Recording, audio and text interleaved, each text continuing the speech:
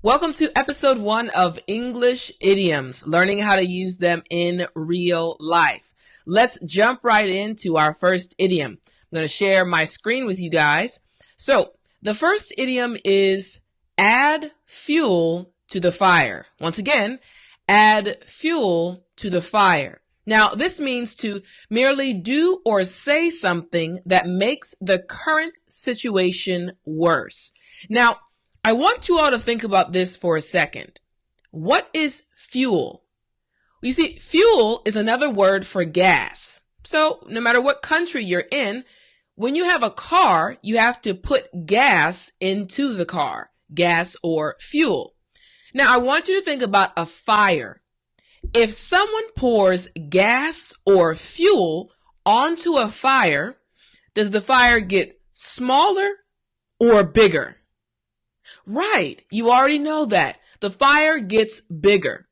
Well, that's what this idiom is kind of referring to. So, looking back at the screen again, when you add fuel to the fire, you make the current situation worse. So, the first example is, I didn't say anything because I didn't want to add fuel to the fire.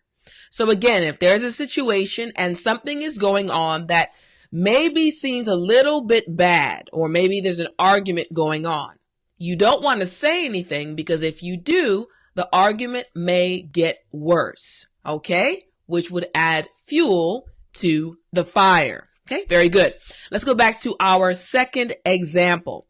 The second example is, John only added fuel to the fire when he made that comment, okay? So whatever John said actually made the situation worse. He didn't help the situation, okay? His comments were like fuel to a fire, okay? All right, and example number 3. My sister kept talking, which just added fuel to the fire. So once again, whatever this individual's sister said was making the situation even worse. So again, this idiom, add fuel to the fire, is very useful when you're speaking to someone or there's a conversation or a situation going on that maybe feels a little bit bad or like it's going in the wrong direction. You can say, if someone makes another comment or does something negative, it can add fuel to the fire, okay? All right, let's move on to our second idiom. The second idiom is all ears. All ears, all right? It means that someone is ready to listen. Now, I want you to think about this. What do you use to listen? You use your ears. So if someone says all ears, it means 1 and 2. Both ears are ready to hear what you are saying. So listening very well. Very easy idiom to start using. So let's look at the first example. The first example is, the students were all ears as the teacher started to talk. So again, if you think about a classroom situation, students are normally facing or looking at their teacher because their teacher is giving them information. They are ready to listen to the teacher, okay? All right. Now, for the second example we have, she expected her fiance to be all ears when she was telling him about the dinner plans, okay? So now again, fiance just means someone you are going to marry. You have made a promise to marry this person. In English, we say fiance. So I want you to think about the situation. There is a man and a woman, and the woman is the one talking. Now, she expects that her boyfriend or fiance will listen to what she is saying, will be all ears, okay? So again, she wants her fiance to listen to her closely, okay? All right. And the third example is, I was all ears when my mother was telling me about her trip abroad, okay?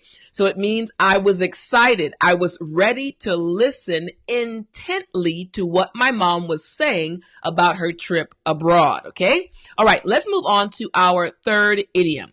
The third idiom is badger someone.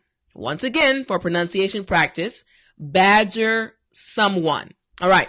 It means to nag or pester someone persistently or over and over until you get what you want. Okay. We say badger someone. Okay. So the first example will help you understand a little bit better. The first example is he always badgered his employees. Okay. So again, remember that the word badger just means to nag or pester or to always kind of go to someone.